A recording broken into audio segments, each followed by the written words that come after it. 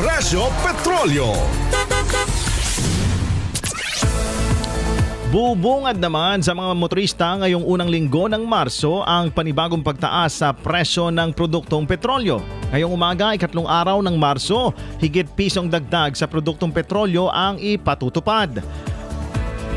190 or 1 peso and 90 centavos kada litro ang itinaas sa presyo ng gasolina, 1 peso and 20 centavos naman ang aumento sa kada litro ng diesel, habang 1 peso and 50 centavos naman kada litro ang dagdag sa kada litro ng kerosene. Ayon sa ulat, inaasahang muling tataas ang presyo ng mga produktong petrolyo sa bansa dahil sa patuloy na tensyon sa pagitan ng United States at Iran. Ngayong linggo, aabot sa halos 2 piso kada litro ang dagdag sa presyo ng gasolina na ikawalong sunod na linggo ng pagtaas, habang ikasampung linggo naman para sa diesel at kerosene.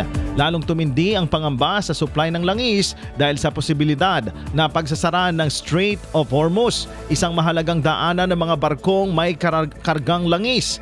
Dahil dito, nagpatawag ng emergency meeting ang Department of Energy kahapon, ikalawa ng Marso, kasama ang oil companies sa bansa upang talakayin ang mga contingency plan para matiyak ang sapat na supply ng langis sa bansa sakaling manatiling sarado ang Strait of Hormuz.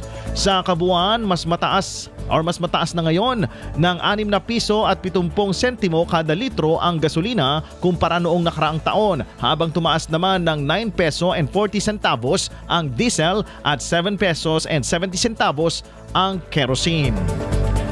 IFM News Presyo Petrolyo.